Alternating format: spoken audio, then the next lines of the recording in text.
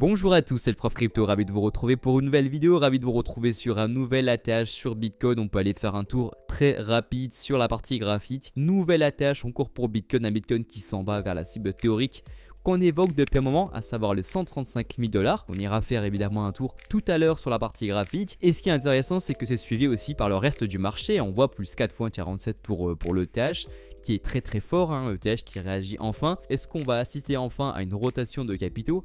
On sait généralement que dès lors que Bitcoin part en découvert de prix, celui-ci est considéré comme moins intéressant par les grosses baleines et donc par conséquent ETH est privilégié et les altcoins par la suite. Et ce qui est intéressant, on va le voir aujourd'hui, c'est que les whales sont en train de fortement accumuler ETH en vue, pourquoi pas, du fameux run haussier. Mais avant ça, pensez bien sûr à vous abonner à la chaîne du prof, à lâcher un pouce si le contenu vous plaît et à nous citer votre altcoin favori dans l'espace commentaire pour qu'on puisse aller le voir demain en vidéo. Donc je le disais, on a actuellement des whales qui sont en train de fortement accumuler de l'ETH. Si on regarde ici ce graphique, on peut apercevoir que les balances qui ont entre 10 000 et 100 000 ETH ont grandement accumulé. Leurs balances ont nettement augmenté après la correction. On voit qu'elles ont recommencé massivement à accumuler dès lors qu'on a atteint cette zone des 1500-1400 $ sur Ethereum. On voit bien que le creux ici indique un moment de réaccumulation avant donc que leurs balances reprennent fortement à la hausse suite à l'impulsion. Donc on a des whales qui ont recommencé à acheter après le dump et qui même pendant la montée ont recommencé à soutenir la hausse d'Ether. Donc les gros portefeuilles ont accumulé, on parle presque ici d'1,5 million de la supply qui a été rachetée, soit un peu plus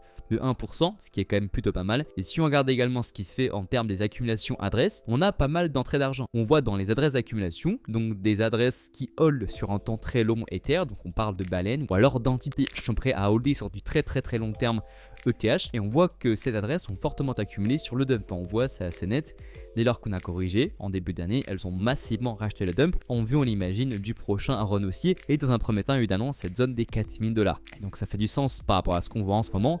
On voit un Bitcoin partir en découverte de prix, devenir donc pourquoi pas de moins en moins intéressant pour les gros investisseurs, tandis qu'Ethereum lui recommence à avoir la cote. Bitcoin qui on le voit est en train de petit à petit perdre son momentum aussi. On voit ici qu'on commence à nettement diverger au niveau du RSI weekly. On fait des points hauts de plus en plus bas, tandis qu'on fait exactement l'opposé au niveau du cours. On voit ici que depuis la TH exécutée en mars 2024, on fait des points hauts de plus en plus haut. Donc là, ça indique que la hausse du Bitcoin est de moins en moins soutenue par les investisseurs, en tout cas que la pression acheteuse est de moins en moins forte, et les récentes fois où c'est arrivé dans le passé, ça a donné à chaque fois lieu au top, notamment ici, tac, en 2021, avant d'avoir l'extrême opposé et d'avoir du coup le bottom en 2022, tac, ici, et si on prend en même temps, tac, ici, et pourquoi pas d'ici là, d'ici avoir un Bitcoin qui essouffle complètement sa tendance, voire dans le même temps, en fait, Ethereum et les altcoins commençaient à surperformer ce dernier. Après, ce qu'il faut quand même évoquer pour Bitcoin, c'est que le RSI daily a arrêté de diverger, en tout cas c'est moins net, donc on est reparti sur un gros momentum haussier, donc la fin de la hausse,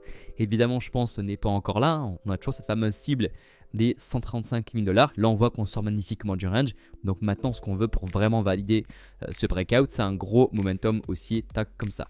Après, ce qui peut être intéressant, pourquoi pas si vous voulez vous réexposer au BTC, c'est d'attendre quelque chose comme ça, revenir ici sur le haut de range, jouer un pullback sur le BTC et sur les alts pour jouer la continuation haussière.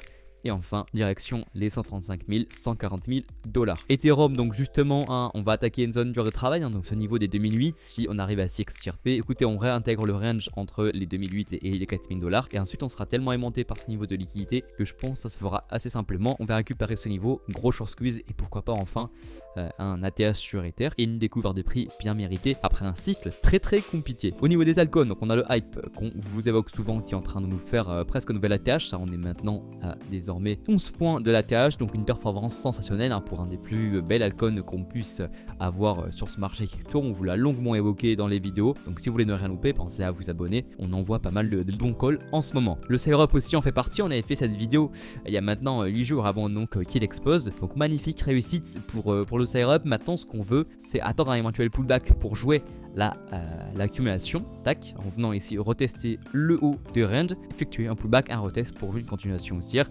Donc autant vous dire que si on doit l'acheter, pour nous, ce sera vers les 0,20 $, pas avant. En plus on voit qu'au niveau du RSI daily, qu'on commence à être en divergence, et si en plus on se met en weekly, on est rentré, ça y est, en zone de surachat.